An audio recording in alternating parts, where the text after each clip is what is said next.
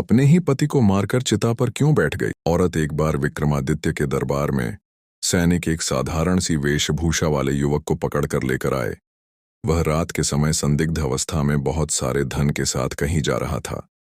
विक्रमादित्य ने युवक से उसका परिचय पूछा और कहा कि यह धन तुम्हारे पास कैसे आया? तो युवक ने कहा कि वह एक धनी स्त्री के यहाँ नौकरी करता है और सारा धन उसी स्त्री ने मुझे दिया है। इतना सुनते ही विक्रमादित्य की जिज्ञासा बढ़ गई और कहा, उसने तुम्हें यह धन क्यों दिया और तुम आधी रात को इस धन को लेकर कहाँ जा रहे थे? युवक ने कहा, मैं उस स्त्री का प्रेमी हूं। उसने मुझे उज्जैन के बाहर मौजूद पुराने कुएं के पास प्रतीक्षा करने को कहा था। दरअसल वह अपने पति की हत्या करके वहां आकर मुझसे मिलने वाली थी कि सिपाहियों ने मुझे पहले ही पकड़ लिया। विक्रमादित्य ने सत्यता की जांच करने के लिए तुरंत उसके बताए पते पर सिपाहियों को भेजा। सिपाहियों ने आकर खबर दी कि उसे अपने नौकर के गिरफ्तार होने की खबर मिल चुकी है और वह नगर में अफवाह फैला रही है कि लुटेरों ने सारा धन लूट लिया और मेरे पति की हत्या करके भाग गए। उसने पति की चेता सजवा है और खुद को पतिव्रता साबित करने के लिए सती होने की योजना बना रही है। विक्रमादित्य सिपाहियों के साथ महिला के घर आ पहुंचे और दृश्य देखकर चौंक गए। महिला अपने पति की चिता पर बैठने जा रही थी कि विक्रमादित्य ने उसे रोकते हुए कहा कि मुझे सारी सच्चाई का पता चल गया है। तुम एक चरित्रहीन औरत हो। अब तुम राजदंड भुगतने के लिए तैयार हो जाओ। महिला कुछ क्षणों के लिए तो भयभीत हुई, मगर दूसरे ही पल वह हंसते हुए बोली, हे राजन, मेरे चरित्र पर शक करने से पहले अपनी छोटी रानी को तो देखो। यह कहकर वह चिता में कूद गई। आग की लपटों ने उसे निगल लिया, लेकिन उसके शब्द विक्रमादित्य के दिल में जहर की तरह फैल गए। विक्रमादित्य अपने सिपाहियों के साथ वापस महल लौट आए। उस स्त्री के अंतिम शब्द अभी भी उनके कानों में गूंज रहे थे। विक्रमादित्य ने छोटी रानी पर नजर रखनी शुरू की। एक रात जब वे नींद का बहाना करके लेटे थे, रानी चुपचाप उठी और महल के गुप्त रास्ते से बाहर निकल गई। तभी विक्रमादित्य नींद से उठे और दबे पांव रानी का पीछा करने लगे। थोड़ी दूरी तय करने के पश्चात वह एक साधु की कुटिया में गई।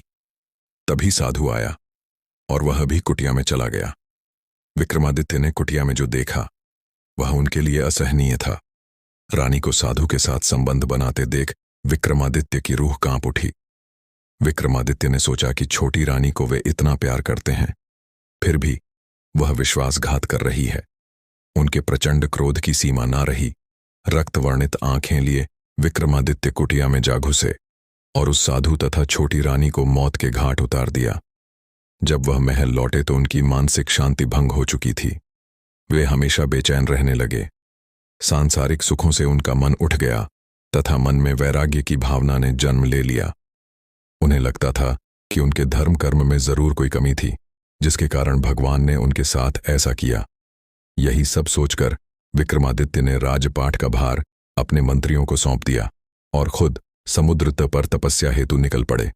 समुद्र तट पर पहुंचकर उन्होंने एक पैर पर खड़े होकर समुद्रदेव का आह्वान किया। उनकी साधना से प्रसन्न होकर समुद्रदेव ने उन्हें दर्शन दिए। विक्रमादित्य ने कहा, हे प्रभु, मैं यहां अखंड साधना करना चाहता हूं। आप मुझे निर्विघ्न साधना पूरी करने का आशीर्वाद दीजिए। समुद्रदेव ने उन्हें एक शंख देते हुए कहा कि जब भी कोई दैवीय विपत्ति आएगी, इस शंख की ध्वनि से दूर हो जाएगी। विक्रमादित्य ने उन्हें धन्यवाद दिया और समुद्र तट पर एक कुटिया का निर्माण कर साधना करने लगे। विक्रमादित्य ने लंबे समय तक इतनी घोर तपस्या की जिसे देख देवलोक में हड़कंप मच गया। इंद्र को भय लगने लगा कि विक्रमादित्य तपस्या के बल से इंद्रलोक का सिंहासन ले लेंगे। इंद्र को अपना सिंहासन खतरे में दिखाई देने लगा। उन्होंने अपने सहयोगियों को साधना स्थल के पास इतनी अधिक वृष्टि करने का आदेश दिया कि पूरा स्थान जलमग्न हो जाए और विक्रम कुटिया सहित पानी में बह जाए। बस आदेश की देर थी। बहुत भयानक वृष्टि शुरू हो गई, पर समुद्रदेव ने वर्षा का सारा पानी पी लिया।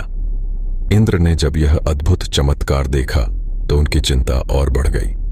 उन्होंने एक खूंखार राक्षस को आज्ञा दी कि जाओ और उस विक्रम की तपस्या में विघ्न उत्पन्न करो। वह विशालकाय दैत्य विक्रमादित्य की कुटिया के पास आ पहुंचा। नरभक्षी दैत्य को अपनी तरफ घूरते देख विक्रमादित्य तनिक भी भयभीत न हुए। दैत्य ने कहा, प्राण प्यारे हैं तो भागो। विक्रम राक्षस द्वारा धमकाया जाने पर विक्रमादित्य के सब्र का बांध टूट गया और वह उस नरभक्षी राक्षस पर टूट पड़े। दोनों के बीच भीषण संग्राम हुआ।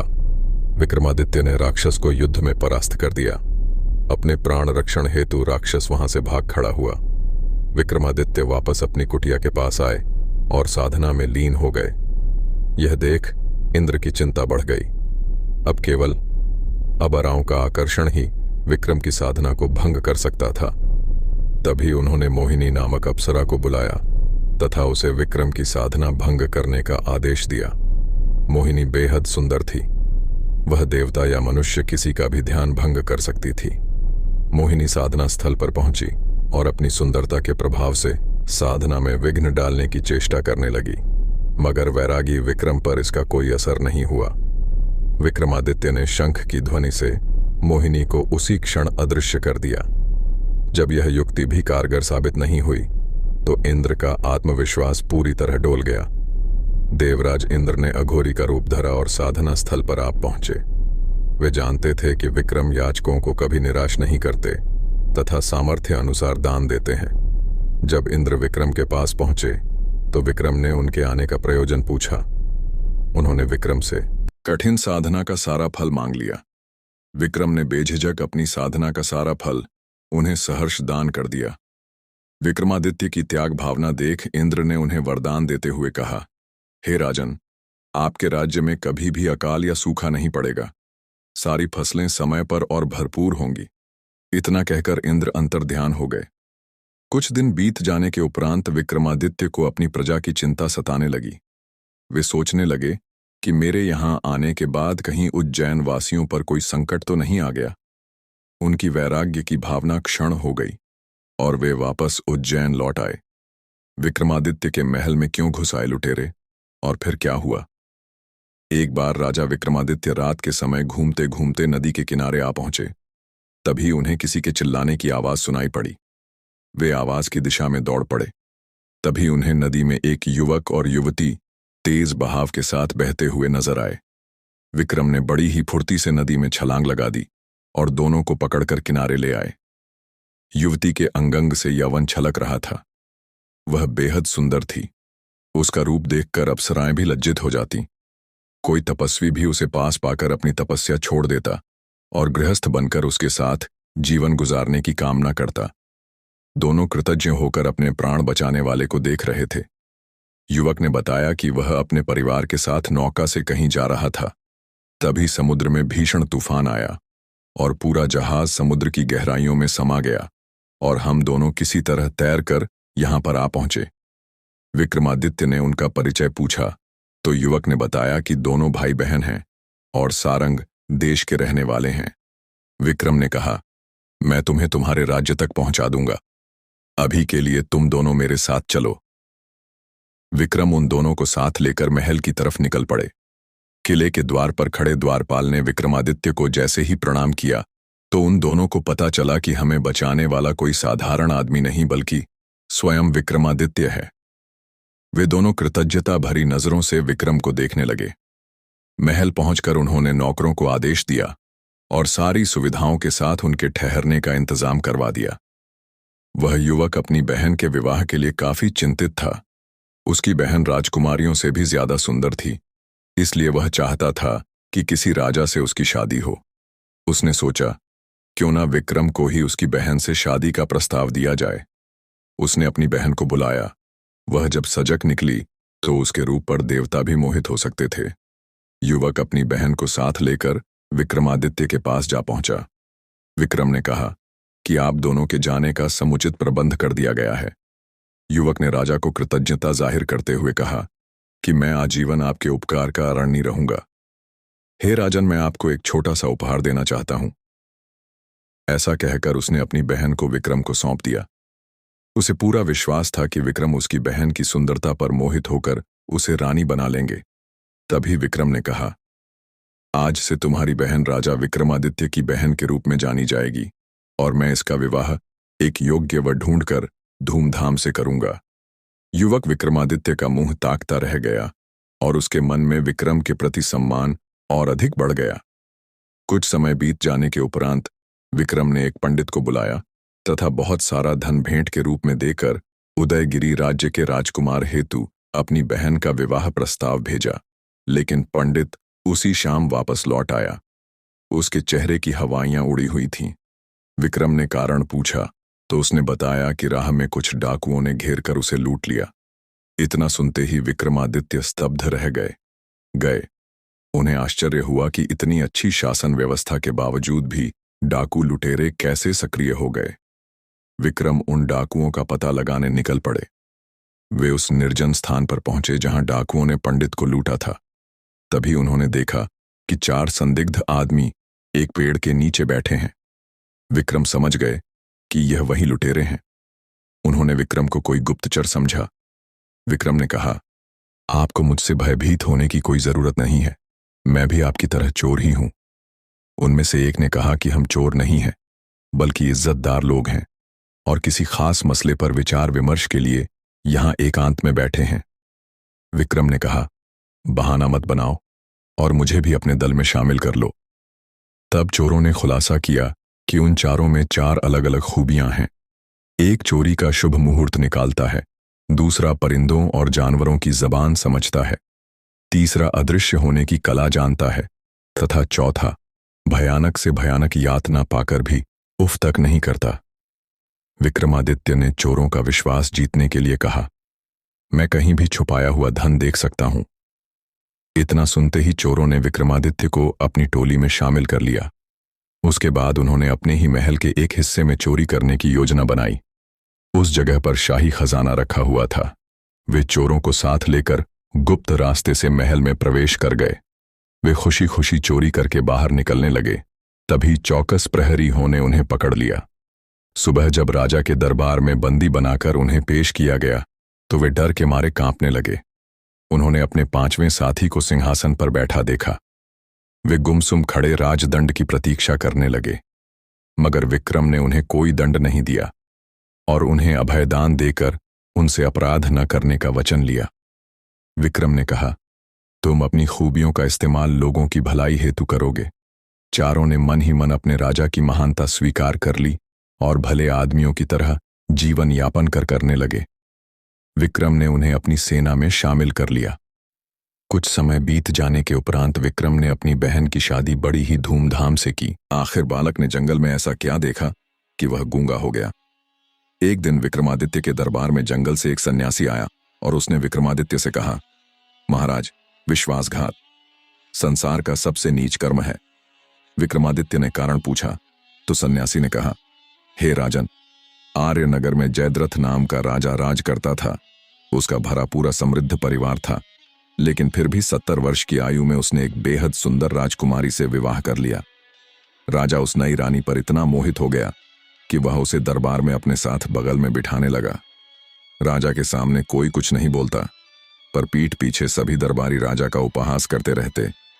एक दिन महामंत्री से रहा ना गया और वो राजा के पास आ पहुंचा और राजा को सारा हाल कह सुनाया। महामंत्री ने कहा, अगर आप हर पल नई रानी का चेहरा देखते रहना चाहते हैं तो उनकी एक तस्वीर बनवाकर राज सिंहासन के सामने रखवा दे। राजा ने महामंत्री की बात मान ली। महल में एक चित्रकार को बुलाया गया। चित्रकार ने रानी को देखकर हूबहू तस्वीर में उतार दिया। जब चित्र बनकर राज दरबार में आया तो हर कोई चित्रकार का प्रशंसक हो गया। तभी राजा की नजर चित्रकार द्वारा बनाई गई रानी की जंघा पर गई, जिस पर चित्रकार ने बड़ी ही सफाई से एक तिल दिखा रखा था। राजा के क्रोध की सीमा ना रही और उसने चित्रकार से सच्चाई बताने को कहा। चित्रकार ने बड़ी ही शालीनता से राजा को विश्वास दिलाने की कोशिश की कि प्रकृति ने उसे सूक्ष्म दृष्टि दी है, जिससे उसे छुपी हुई बात भी पता चल जाती है। तिल उसी का एक प्रमाण है जो कि केवल तस्वीर के सौंदर्यकरण के लिए मैंने लगा दिया। राजा को उसकी बात पर जरा भी विश्वास ना हुआ और उसने जल्लादों को बुलाकर तत्काल घने जंगल में जाकर उसकी गर्दन उड़ा देने का आदेश दिया और साथ में यह भी कहा कि उसकी आंखें निकालकर दरबार में पेश की जाएं। सुनसान अंधेरी रात्रि में जल्लादों की टोली निर्दोष चित्रकार को मौत के घाट उतारने के लिए जंगल में ले आए। कि तभी महामंत्री वहां आ पहुंचा और उसने जल्लादों को धन का लोभ देकर चित्रकार को मुक्त करवा लिया और उन्हें किसी हिरण को मारकर उसकी आंखें निकाल कर ले जाने को कहा, ताकि राजा को विश्वास हो जाए कि चित्रकार को मौत के घाट उतार दिया गया है। महामंत्री चित्रकार को अपने घर ले आया और वह चित्रकार उसी के घर रहने लगा। कुछ दिनों बाद राजा का मात्र 8 साल का पुत्र खेलता खेलता जंगल में चला गया। तभी एक शेर उसके पीछे पड़ गया। राजकुमार जान बचाने के लिए एक पेड़ पर चढ़ गया। तभी उसकी नजर पेड़ पर पहले से मौजूद भालू पर पड़ी। बालक भयभीत हुआ तो भालू ने कहा, डरो मत, मैं भी उसी शेर से डरकर पेड़ पर चढ़ा हूं और शेर के जाने की प्रतीक्षा कर रहा हूं। शेर बहुत ज्यादा भूखा था, इसलिए वह उन दोनों पर नजर जमाकर उस पेड़ के नीचे बैठ गया। तभी अचानक राजकुमार को नींद आने लगी। भूखा शेर उन दोनों पर आंख जमाकर उस पेड़ के नीचे बैठा रहा। राजकुमार को बैठे बैठे नींद आने लगी। भालू ने उसे शाखा पर कुछ देर सो लेने को कहा। भालू ने कहा कि जब तुम सोकर उठ जाओगे तब मैं सो जाऊंगा और तुम रखवाली कर लेना।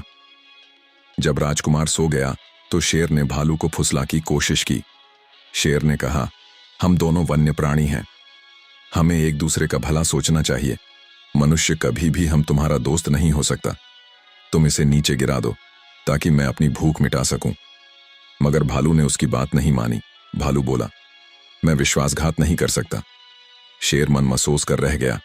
4 घंटों की नींद पूरी करने के बाद जब राजकुमार जागा तो भालू की बारी आई और वह सो गया। शेर ने अब राजकुमार को फुसलाने की कोशिश की। शेर ने कहा, तुम बेवजह दुख भोग रहे हो। अगर तुम भालू को नीचे गिरा दो तो मेरी भूख मिट जाएगी और तुम आराम से राजमहल लौट जाना। राजकुमार शेर की बातों में आ गया।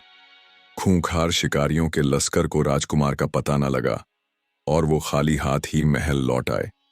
राजकुमार शेर की बातों में आ गया और उसने धक्का देकर भालू को गिराने की कोशिश की, मगर भालू न जाने कैसे जाग गया और राजकुमार को विश्वासघाती कहकर खूब धक्का। राजकुमार की अंतरात्मा ने उसे इतना कोसा कि वह गूंगा हो गया। शेर की कोई भी चाल कामयाब ना हुई और वह निराश होकर भूख के मारे जंगल में अन्य शिकार की खोज में निकल गया। राजकुमार पेड़ से उतरकर राजमहल पहुंचा। अपने पुत्र को गूंगा देखकर राजा के पैरों तले जमीन खिसक गई। किसी को भी राजकुमार के गूंगा होने की बात समझ में नहीं आई।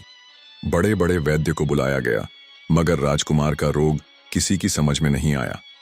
आखिरकार महामंत्री के घर छिपा हुआ वह कलाकार वैद्य का रूप धरकर राजकुमार के पास महल में आया।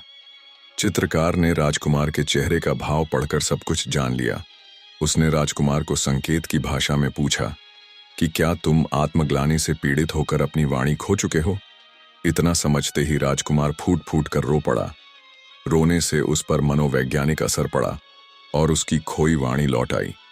राजा को बड़ा आश्चर्य हुआ कि उसने राजकुमार के चेहरे को देखकर सच्चाई कैसे जान ली। तो चित्रकार ने जवाब दिया कि जिस तरह कलाकार ने उनकी रानी की जांघ का तिल देख लिया था, राजा तुरंत समझ गया कि यह वही कलाकार है जिसके वध की उसने आज्ञा दी थी। राजा ने चित्रकार से अपनी भूल की माफी मांगी तथा ढेर सारे इनाम देकर उसे सम्मानित किया।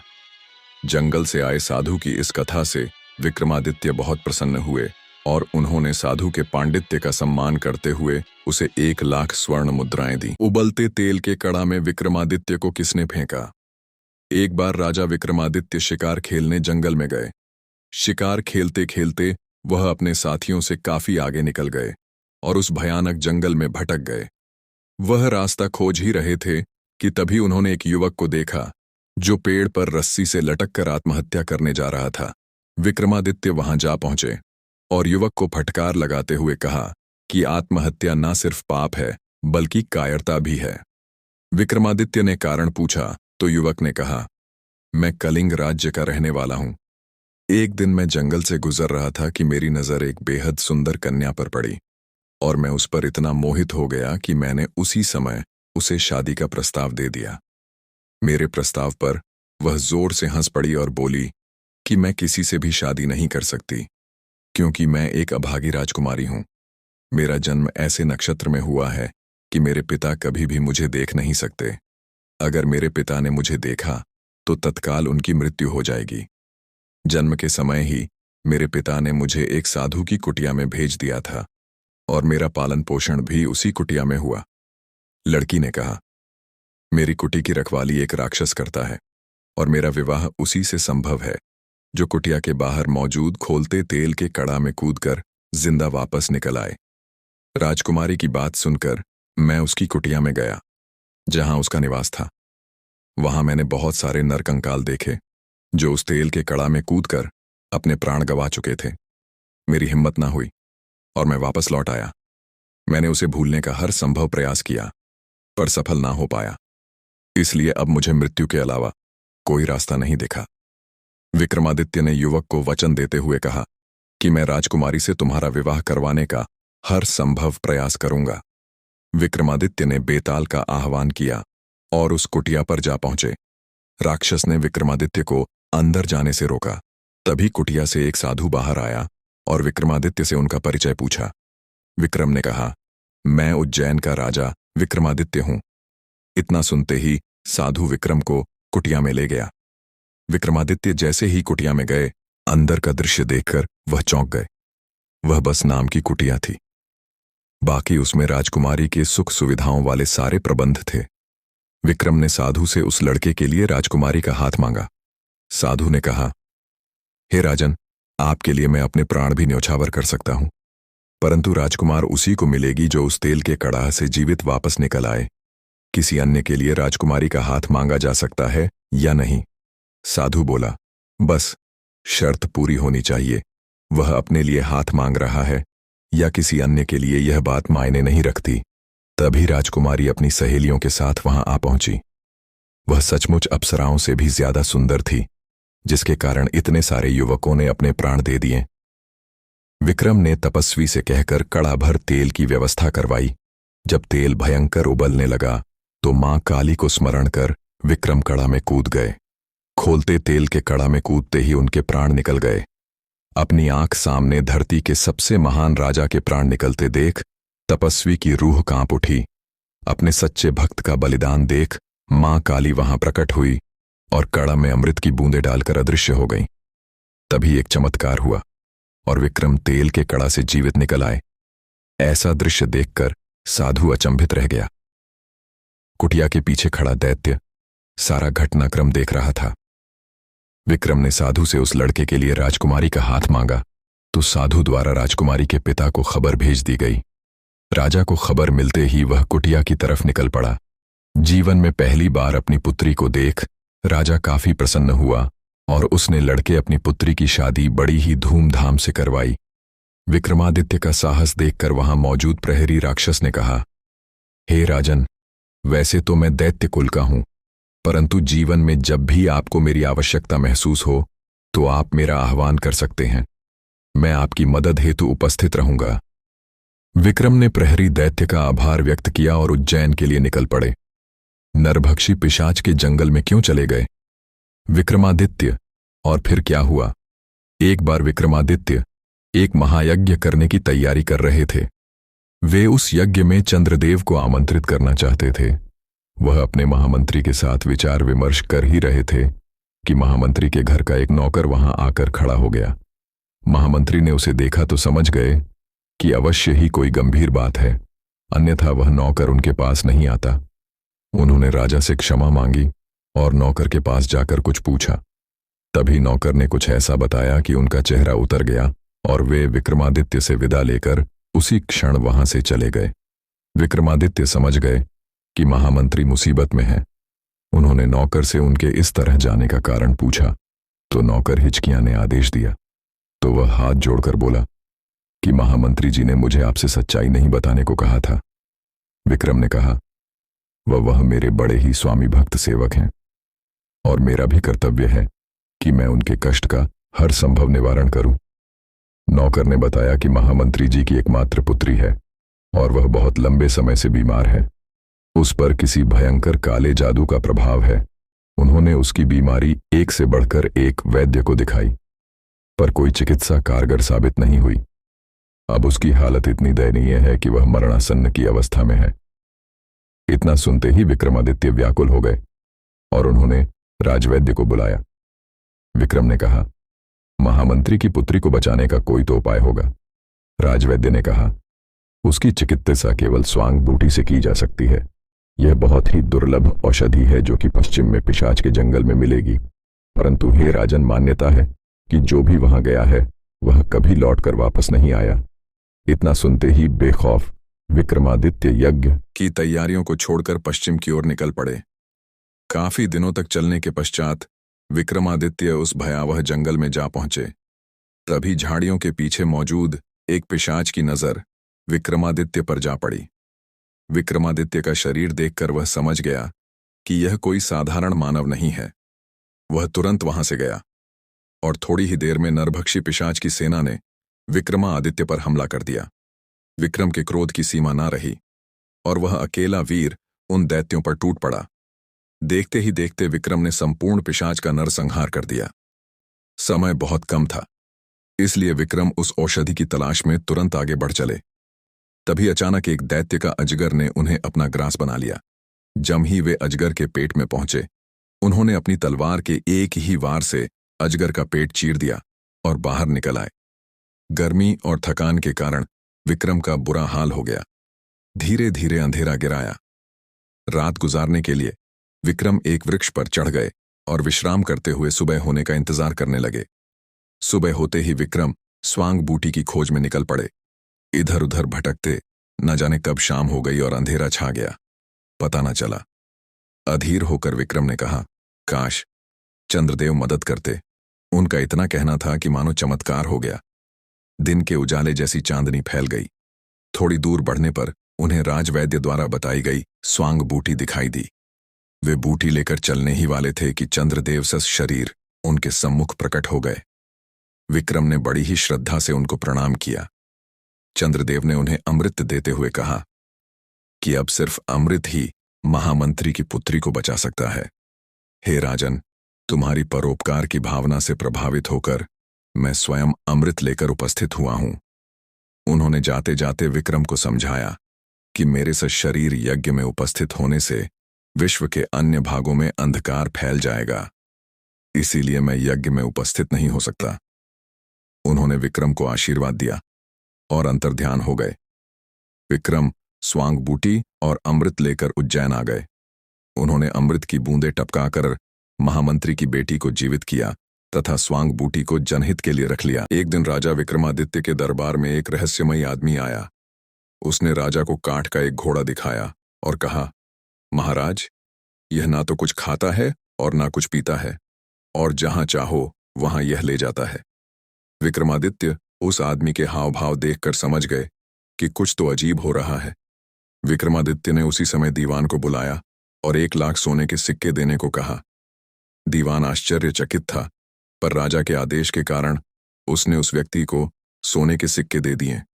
धन लेकर वह आदमी वहां से चलता बना, पर चलते चलते कह गया कि इस घोड़े को कभी कोड़ा मत मारना। एक दिन विक्रमादित्य उस काठ के घोड़े पर बैठकर उसका निरीक्षण कर रहे थे। उन्हें उस आदमी की बात याद न रही और उस घोड़े को कोड़ा मार दिया। तभी अचानक ही वह काठ का घोड़ा विक्रमादित्य को आकाश में ले उड़ा और समुद्र पार ले जाकर घोड़े ने विक्रमादित्य को एक भयानक जंगल में गिरा दिया। होश संभालकर विक्रमादित्य जब आगे बढ़े तो वह उस भयानक रहस्यमयी जंगल में खो गए। विक्रमादित्य 15 दिनों तक उस भयानक जंगल में भटकते रहे। भटकते भटकते उन्हें एक रहस्यमयी गुफा दिखाई दी। उन्होंने देखा कि गुफा के बाहर एक पेड़ है और 2 कुएं भी मौजूद हैं। पेड़ के ऊपर एक बंदरियां भी बैठी थीं, जो कभी नीचे आती तो कभी ऊपर चढ़ती। विक्रमादित्य छिपकर सब हाल देखने लगे। दोपहर होते ही एक तांत्रिक उस गुफा से बाहर आया और कुएं से पानी लिया और उस बंदरियां पर छिड़क दिया। तभी वह एक बहुत ही सुंदर स्त्री बन गई। तांत्रिक पहर भर उसके साथ रहा और फिर दूसरे कुएं से पानी लेकर स्त्री पर छिड़का कि वह फिर से बंदरियां बन गई और पेड़ पर जा बैठी और तांत्रिक वापस उस गुफा में चला गया। यह देखकर विक्रमादित्य को बहुत ही अचंभा हुआ। विक्रमादित्य ने भी कुएं के पानी को जब उस बंदरियां पर छिड़का तो वह एक सुंदर स्त्री बन गई। उन्होंने जब प्रेम से उस स्त्री की तरफ देखा तो वह बोली, हमें हमें ऐसे मत देखो, हम तपस्विनी हैं, श्राप दे देंगे तो तुम भस्म हो जाओगे। राजा बोला, मेरा नाम विक्रमादित्य है, मेरा कोई कुछ नहीं बिगाड़ सकता। नाम सुनते ही वह स्त्री विक्रमादित्य के चरणों में गिर पड़ी और बोली, हे राजन, आप अभी यहां से चले जाओ, नहीं तो ये तांत्रिक आएगा और हम दोनों को श्राप देकर भस्म कर देगा। विक्रमादित्य ने कहा, तुम कौन हो और इस तांत्रिक के हाथ कैसे लगे? स्त्री बोली, मेरे पिता कामदेव और मां पुष्पावती हैं। जब मैं 12 बरस की हुई तो मेरे घर वालों ने मुझे एक काम करने को कहा। मैंने वह काम नहीं किया तो उन्होंने गुस्सा होकर मुझे इस तांत्रिक को दे दिया। वह मुझे यहां ले आया और बंदरियां बनाकर रखा है। सच है, भाग्य के लिखे को कोई नहीं मिटा सकता। विक्रमादित्य ने कहा, तुम निश्चिंत रहो, मैं तुम्हें अपने साथ ले चलूंगा। तभी वह तांत्रिक वहां आ पहुंचा और स्त्री को विक्रमादित्य के साथ देखकर उसके क्रोध की सीमा ना रही। विक्रमादित्य के पराक्रम से अनजान तांत्रिक ने अपने काले जादू के प्रभाव से नरभक्ष की सेना बुला ली और उन्हें आदेश दिया कि इस व्यक्ति के टुकड़े टुकड़े कर इसे नोच खाओ। नरभक्षी जैसे ही विक्रमादित्य की तरफ बढ़े तो विक्रमादित्य के क्रोध की सीमा ना रही। वो अकेला योद्धा नरभक्षी की सेना पर टूट पड़ा और देखते ही देखते विक्रमादित्य ने उन सभी को मौत के घाट उतार दिया। एक अकेले योद्धा द्वारा इतनी खूंखार सेना का अंत होते देख तांत्रिक समझ गया कि यह कोई साधारण मानव नहीं है। विक्रमादित्य जैसे ही उस तांत्रिक की तरफ भागे तो वह अंतर्ध्यान हो गया और वापस प्रकट होकर हंसने लगा। विक्रमादित्य समझ गए कि यह तांत्रिक मायावी है, इसे इस तरह काबू करना संभव ना होगा। तभी विक्रमादित्य ने बेताल का आह्वान किया और बेताल प्रकट हो गया। पूरा घटनाक्रम जानकर बेताल ने कहा, हे राजन, आप निश्चिंत रहें, इस दुष्ट को तो मैं देखता हूं। बेताल की शक्तियों के आगे तांत्रिक की शक्तियां धरी की धरी रह गईं और वह विक्रमादित्य के पैरों में आ गिरा और माफी मांगने लगा। विक्रमादित्य ने तांत्रिक को पाताल लोक जाने का आदेश दिया और वह सकुशल उस स्त्री के साथ अपने राज्य लौट आए। रात के समय किले की छत पर विश्राम कर रहे राजा विक्रमादित्य को एक महिला की चीख सुनाई पड़ी। विक्रमादित्य तुरंत उठ खड़े हुए। महिला की पुकार सुनते ही विक्रमादित्य अपने घोड़े पर सवार होकर उसी दिशा में निकल पड़े। थोड़ी दूरी तय करने के पश्चात विक्रमादित्य ने देखा कि एक भयभीत महिला प्राण रक्षा हेतु चीखती चिल्लाती दौड़े जा रही है और उसके पीछे एक विशालकाय दैत्य पड़ा हुआ है। विक्रमादित्य को अपने समक्ष खड़ा देख महिला विक्रमादित्य के चरणों में गिर पड़ी और प्राण रक्षा हेतु गुहार लगाने लगी। विक्रमादित्य ने कहा, बहन, तुम राजा विक्रमादित्य की शरण में आई हो। मेरे रहते क्षति पहुंचाना तो दूर, तुम्हारा कोई बाल भी बांका नहीं कर सकता। तभी राक्षस जोर से हंस पड़ा और बोला, मूर्ख, तू बचाएगा। इसे अगर अपनी जान की सलामती चाहता है तो तुरंत यहां से चला जा। असहाय अबला नारी के बहते आंसुओं को देख विक्रमादित्य का खून खोल उठा, किंतु राक्षस अमर था। रक्त वर्णित आंखें लिए विक्रमादित्य उस विशाल काय दैत्य पर टूट पड़े। दोनों के बीच भीषण संग्राम हुआ। तभी विक्रमादित्य ने तलवार के एक ही भर से उस दानव का सर धड़ से अलग कर दिया, लेकिन उस मायावी राक्षस का सर वापस उस धड़ पर जा लगा। यह देख विक्रमादित्य विचलित न हुए और उन्होंने उस महादान का सर पकड़कर एक पहर तक जमीन पर घसीटा। तभी मौका देखकर राक्षस वहां से भाग खड़ा हुआ, पीठ दिखाकर भागते हुए, पर विक्रमादित्य ने वार नहीं किया और उसे जाने दिया। वह उस औरत के पास जाकर बोले, बहन, अब तुम सुरक्षित हो। वह दानव भाग चुका है, खतरा अभी टला नहीं है राजन। वह राक्षस वापस आएगा और मुझे ढूंढकर वापस इसी स्थान पर ले आएगा। विक्रमादित्य ने कारण पूछा। महिला बोली, मैं सिंघल द्वीप के एक ब्राह्मण की पुत्री हूं। एक दिन मैं अपनी सहेलियों के साथ गांव के पास ही मौजूद तालाब में स्नान कर रही थी कि तभी इस राक्षस ने मुझे देख लिया और मुझ पर मोहित हो गया। वहीं से यह मुझे यहां उठा लाया और मुझे अपना पति मानने के लिए कहता है। विक्रमादित्य ने राक्षस के पुनः जीवित होने का राज्य पूछा। स्त्री बोली, इसके पेट में एक मोहिनी वास करती है जो मरते ही इसके मुंह में अमृत डाल देती है, इसी कारण यह जीवित हो जाता है। विक्रमादित्य ने कहा, सग है मां, भवानी की इस दैत्य का वध किए बिना मैं अपने महल में प्रवेश नहीं करूंगा। इतना कहकर उन्होंने उस औरत को सैनिकों के साथ महल भिजवा दिया और खुद राक्षस की खोज में निकल गए। राक्षस झाड़ियों में ही छुपा था। मौका देखकर उसने विक्रमादित्य पर हमला कर दिया। विक्रमादित्य ने तलवार के एक ही बर से उस राक्षस का पेट चीर दिया। तभी उसके पेट से मोहिनी निकली और वह अमृत लेने के लिए भागी। विक्रमादित्य ने बेताल का आह्वान किया और बेताल ने मोहिनी को पकड़ लिया। अमृत के अभाव में राक्षस तड़पकर मर गया। विक्रमादित्य का पराक्रम देखकर मोहिनी उन पर मोहित हो गई और वो विक्रमादित्य से विवाह कर उनके साथ महल लौट आई। राजा विक्रमादित्य ने एक महाभोज का आयोजन किया।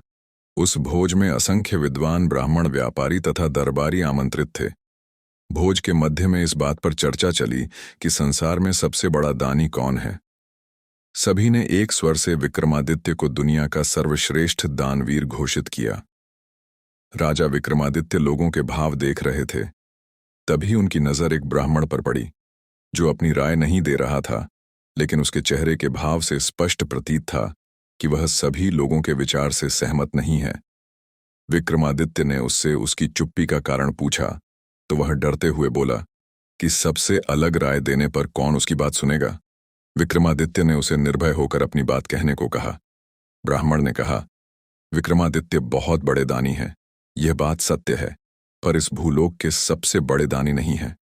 यह बात सुनते ही सभी चौंक गए। साधु ने कहा, समुद्र पार एक तक्षशिला नामक राज्य है, जहां का राजा अधिरथ जब तक 1,00,000 स्वर्ण मुद्राएं प्रतिदिन दान नहीं करता, तब तक वह अन्न जल ग्रहण नहीं करता है। अगर यह बात असत्य प्रमाणित होती है तो मैं कोई भी दंड पाने को तैयार हूं। विक्रमादित्य ब्राह्मण की स्पष्टवादित्य से बहुत प्रसन्न हुए और उन्होंने उसे पारितोषिक देकर सादर विदा किया। ब्राह्मण के जाने के बाद विक्रमादित्य ने बेताल का स्मरण किया। जब बेताल उपस्थित हुआ तो विक्रमादित्य ने बेताल को समुद्र पार राजा अधिरथ के राज्य में पहुंचा देने को कहा। बेताल ने पलक झपकते ही उन्हें वहां पहुंचा दिया। अधिरथ के महल के द्वार पर पहुंचकर उन्होंने अपना परिचय उज्जैन के एक साधारण नागरिक के रूप में दिया तथा अधिरथ से मिलने की इच्छा जताई। द्वारपाल जब उन्हें राजा के पास लेकर गया तो राजा ने पूछा कि तुम कौन सा काम कर सकते हो। विक्रमादित्य ने कहा, जो कोई नहीं कर सकता वह काम मैं कर दिखाऊंगा। राजा ने विक्रमादित्य को द्वारपाल के रूप में नियुक्त कर दिया। विक्रमादित्य ने देखा कि राजा अधिरथ सच में प्रतिदिन 1,00,000 सोने की मुद्राएं दान में देता है। उन्होंने यह भी देखा कि राजा अधिरथ रोज शाम अकेला कहीं निकलता है और जब लौटता है तो उसके हाथ में 1,00,000 स्वर्ण मुद्राओं से भरी हुई थैली होती है। एक दिन शाम को विक्रमादित्य ने छिपकर राजा का पीछा किया। उन्होंने देखा कि राजा समुद्र में स्नान करके एक मंदिर गया और एक प्रतिमा की पूजा अर्चना करके उबलते तेल के कड़ा में कूद गया। जब उसका शरीर लकर भुन गया तो कुछ चुड़ैलों वहां आई और भुना शरीर कड़ा से निकालकर नोच नोच कर खा गई और तृप्त होकर चली गई। चुड़ैलों के जाने के बाद प्रतिमा से एक देवी प्रकट हुई और अमृत की बूंदें डालकर राजा को जीवित कर दिया। देवी ने 1,00,000 स्वर्ण मुद्राएं अधिरथ की झोली में डाल दी और वह खुश होकर महल लौट आया। सोने के सिक्कों का रहस्य जानकर विक्रमादित्य नदी में कूद गए और स्नान करके मंदिर में देवी की पूजा की और तेल की कढ़ाई में अपने शरीर का समर्पण कर दिया। तभी चुड़ैल आई और विक्रमादित्य का जला भुना शरीर खाकर तृप्त होकर चली गई। देवी प्रकट हुई और कढ़ाई में अमृत डालकर विक्रमादित्य को जीवित कर दिया। देवी ने विक्रमादित्य को स्वर्ण मुद्राएं देनी चाहिए। उन्होंने यह कहकर मना कर दिया कि उनके लिए देवी की कृपा ही सर्वोपरि है और उन्होंने 7 बार यह क्रिया दोहराई। 7वीं बार देवी ने कहा, बस करो, तुम्हें जो मांगना है मांग लो। विक्रमादित्य इसी अवसर की ताक में थे। उन्होंने देवी से वह थैली ही मांग ली जिससे स्वर्ण मुद्राएं निकलती थीं। ज्यों ही देवी ने वह थैली विक्रमादित्य को सौंपी तो मंदिर, प्रतिमा, सब कुछ गायब हो गया। अब दूर दूर तक केवल समुद्र तट दिख रहा था। विक्रमादित्य वह चमत्कारी थैली लेकर चले गए। अगले दिन जब राजा वहां आया तो वह बहुत दुखी हुआ। उसका वर्षों का 1,00,000 स्वर्ण मुद्राएं दान करने का नियम टूट गया। राजा ने अन्न जल त्याग दिया और अपने कक्ष में असहाय पड़ा रहता। अत्यधिक अस्वस्थ राजा मरनाश की हालत में अंतिम सांसें गिन रहा था कि तभी विक्रमादित्य राजा के पास आ पहुंचे और उनकी उदासी का कारण पूछा। राजा ने विक्रमादित्य को सारा हाल कह सुनाया। विक्रमादित्य ने वह चमत्कारी थैली राजा को देते हुए कहा कि रोज रोज कड़ा में कूदकर आपको प्राण गंवाते देख मेरा हृदय विचलित हो गया था, इसलिए मैंने देवी से वह चमत्कारी थैली ही सदा के लिए प्राप्त कर ली, जिससे सोने के सिक्के निकलते थे। राजा अधिरथ तुरंत भांप गए कि उनके साथ सामने खड़ा शख्स कोई साधारण मानव नहीं है। उन्होंने विक्रमादित्य से उनका वास्तविक परिचय पूछा तो विक्रमादित्य ने कहा, मैं उज्जैन नगरी का राजा विक्रमादित्य हूं। इतना सुनते ही राजा अधिरथ ने विक्रमादित्य को अपने गले लगा लिया और कहा, हे राजन, इस धरती के सर्वश्रेष्ठ दानवीर आप ही हो। कुछ दिन तक शिला नगरी में व्यतीत करने के पश्चात विक्रमादित्य ने राजा अधिरथ से विदा ली और सकुशल उज्जैन लौट आए।